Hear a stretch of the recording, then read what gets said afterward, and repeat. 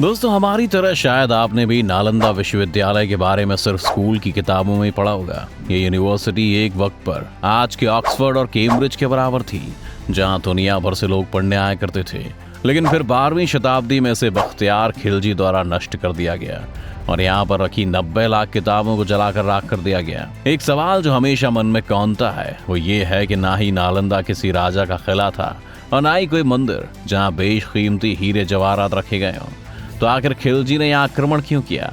अब्दुल कलाम का इस यूनिवर्सिटी से क्या रिश्ता है और कैसा होता था नालंदा में स्टूडेंट बनकर रहना? आज जानेंगे हम ये सब, तो बने रहिएगा वीडियो के अंत तक हमारे साथ। लेकिन वीडियो शुरू होने से पहले अगर आप चैनल पर नए हैं या आपने अभी तक चैनल को सब्सक्राइब नहीं किया है तो चैनल को सब्सक्राइब करना और बेल आइकन दबाना ना भूलें। पहले तो ये जान लेते हैं कि नालंदा विश्वविद्यालय आखिर था कैसा। मशहूर चाइनीज ट्रैवलर ह्यून सांग ने 7वीं शताब्दी में आकर शिक्षा ली थी। वो अपनी किताब में लिखते हैं कि नालंदा वो जगह है जहां महात्मा बुद्ध ने अपना तीसरा उपदेश दिया था और इसके करीब 1000 साल बाद 5वीं शताब्दी में कुमारगुप्त प्रथम के द्वारा नालंदा यूनिवर्सिटी की स्थापना की गई। नालंदा यूनिवर्सिटी में 10,000 से ज्यादा बुद्धिस्ट मंक्स और 1510 से ज्यादा टीचर्स रहते थे। यहाँ पर चीन, जापान, कोरिया, इंडोनेशिया, पर्शिया, तुर्की और श्रीलंका से लोग पढ़ने आया करते थे। वैसे तो इस यूनिवर्सिटी में बुद्धिज्म का बहुत इन्फ्लुएंस था, लेकिन बुद्धिज्म के अलावा यहाँ पर एस्ट्रोनॉमी, मैथमेटिक्स, मेडिसिन और फिलॉसफी जैसे सब्जेक्ट्स भी पढ़ाए जाते थे। जीरो और डेसिमल सिस्टम का आविष्कार करने वाले आर्यभट्ट खुद एक समय पर इस यूनिवर्सिटी के हेड हुआ करते थे। उनके अलावा इस यूनिवर्सिटी में हर्षवर्धन और नागार्जुन जैसे ज्ञानी भी रह चुके हैं। नालंदा पर हमले की बात करें तो खिलजी वो पहला व्यक्ति नहीं था जिसने नालंदा पर हमला किया था। नालंदा पर 3 बार हमला किया गया। 455 से 467 के बीच सेंट्रल एशिया से आए हुन्स ने समुद्रगुप्त के राज के वक्त नालंदा पर हमला किया और इसे नुकसान पहुंचाने की कोशिश की गई। इसके बाद न सिर्फ इस यूनिवर्सिटी को रिस्टोर किया गया, बल्कि इस बार इसमें कई नई बिल्डिंग्स जोड़कर इसे और भी ज्यादा भव्य बना दिया गया। नालंदा पर दूसरा हमला 7वीं शताब्दी में हुआ था, जब बंगाल के गौदास राजघराने ने इस पर हमला किया था और फिर इसे राजा हर्षवर्धन ने रिस्टोर किया। लेकिन नालंदा पर अभी तीसरा हमला होना बाकी था। वक्त में 600 साल आगे चलें तो बख्तियार खिलजी एक एक करके जब भारत के सभी इलाके जीतने में लगा हुआ था तो वो बीच में बीमार पड़ गया। कई डॉक्टर्स को बुलाने के बाद भी जब कुछ नहीं हुआ तो खिलजी को नालंदा के इस वक्त के प्रिंसिपल राहुल श्रीधर से मिलने को कहा गया, जो मेडिकल के क्षेत्र में ज्ञानी थे। खिलजी ने राहुल श्रीधर को बुलाया तो जरूर, लेकिन उन्होंने राहुल के सामने शर्त रखी कि वो उनकी दी हुई कोई दवा नहीं खाएंगे। खिलजी यहाँ पर राहुल और नालंदा को चैलेंज कर रहे थे, लेकिन राहुल ने खिलजी की शर्त मान ली और उन्हें कुरान देते हुए कहा कि रोज उसके कुछ पन्ने पढ़िएगा, आप ठीक हो जाएंगे। दरअसल श्रीधर ने खिलजी को यह नहीं बताया था कि उन्होंने कुरान के सभी पन्नों पर अपनी दवाई लगाई थी और पन्ने पलटते वक्त इस दवाई के शरीर में जाने से खिलजी फिर से अपने पैरों पर खड़ा होने के काबिल हो गया। लेकिन नालंदा और राहुल को शुक्रिया करने के बजाय खिलजी ने प्रण ले लिया कि वो नालंदा का विनाश जरूर करेगा। इतिहासकार मानते हैं कि खिलजी के इस कदम के पीछे का मुख्य कारण जलन थी, क्योंकि वो देख रहा था कि कैसे ये काफिर हर एक फील्ड में उनसे कई गुना ज्यादा आगे हैं, जो उसे बर्दाश्त नहीं था। नालंदा में एक बहुत बड़ी लाइब्रेरी थी जो कई मंजिलों वाली 3 इमारत के बीच में बसी थी।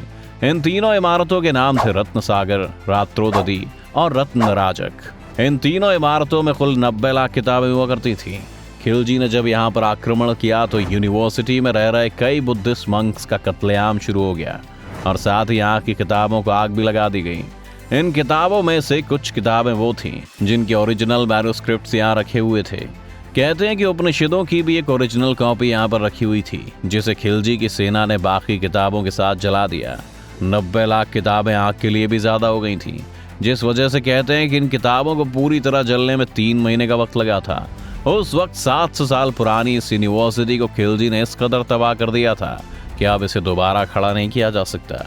और इसके आगे बढ़कर खिलजी ने बिहार में ही विक्रमशिला और उडांतापुरी नाम की 2 यूनिवर्सिटीज को भी इसी तरह से नष्ट कर दिया। इतना सारा ज्ञान, इतनी लंबी परंपरा सिर्फ एक व्यक्ति की चलन के कारण हमेशा हमेशा के लिए नष्ट हो गई। वो यूनिवर्सिटी जहाँ देश विदेश से बच्चे पढ़ने आते थे, जहां उनसे किसी तरह की फीस नहीं ली जाती थी। ये वो यूनिवर्सिटी भी थी जो अपने सबसे पढ़े लिखे लोगों को दरवाजे पर खड़ा करती थी।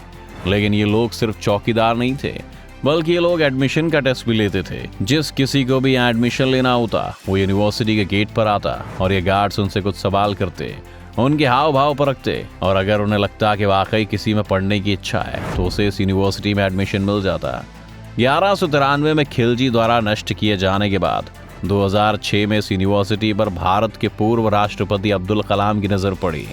उन्होंने सरकार से गुजारिश की कि वो नालंदा को फिर उसी तरह समृद्ध करे जैसे वो पहले थी, ताकि भारत भी अपनी गौरवशालीन इतिहास की तरफ लौट सके, और अगर लौटना संभव भी ना हो तो उसे देखकर अपने भविष्य के लिए प्रेरित हो सके। इसके बाद सरकार ने तुरंत एक्शन लेते हुए नालंदा यूनिवर्सिटी एक्ट ऑफ 2010 के अंतर्गत नालंदा को पुनः स्थापित करने का काम शुरू कर दिया था। नालंदा यूनिवर्सिटी की गवर्निंग बॉडी के हेड के तौर पर इस वक्त नोबेल प्राइज विनर प्रख्यात लेखक और इकोनॉमिस्ट अमर्त्य सेन को चुना गया। और आपको ये जानकर खुशी होगी कि साल 2014 से यहाँ पर एडमिशन्स भी होने शुरू हो गए। ये यूनिवर्सिटी ओरिजिनल यूनिवर्सिटी के ऊपर नहीं, बल्कि उसके पास ही कहीं बनाई गई है। ऐसा इसलिए भी किया गया ताकि नालंदा के वीरान खंडरों को एक टूरिस्ट प्लेस के रूप में विकसित किया जा सके और यहाँ आने जाने वाले अपनी संस्कृति को पहचानें। नालंदा की कहानी यहाँ पढ़ने वाले किरदार ही कह देते हैं। यहाँ पर आर्यभट्ट भी थे जो ग्रहों की दिशा देखा करते थे, मैथमेटिक्स के जटिल कॉन्सेप्ट्स को अपनी हथेली पर रखकर उनमें से एक नए तरह के मैथ को जन्म दे देते थे। तो वहीं दूसरी ओर यहाँ पर राहुल श्रीधर जैसे निश्चल लोग भी थे जो अपने डॉक्टर होने का फर्ज निभाते वक्त ये भी नहीं देख रहे थे कि जिसका वो इलाज कर रहे हैं वो दोस्त है या दुश्मन। उन्हें सिर्फ एक बीमार आदमी दिखा जिसे उन्होंने अपने ज्ञान के माध्यम से फिर से स्वस्थ कर दिया। यही तो थी नालंदा, एक्सीलेंस की पहचान, जहाँ पढ़े हुए लोग उस वक्त दुनिया के सबसे बड़े इंटेलेक्चुअल्स में से एक थे, और ना सिर्फ अपने वक्त में बल्कि आज तक पढ़े और पढ़ाए जाते हैं। अगर नालंदा में रखी किताबें जल भी गईं तो क्या हुआ, हमें शायद इन लोगों में ही नालंदा का ज्ञान अब तलाश करना चाहिए। वो नालंदा जिसका अर्थ था कभी ना रुकने वाला पानी, आज फिर नई रूप से नई फसलों को सींचने चला है।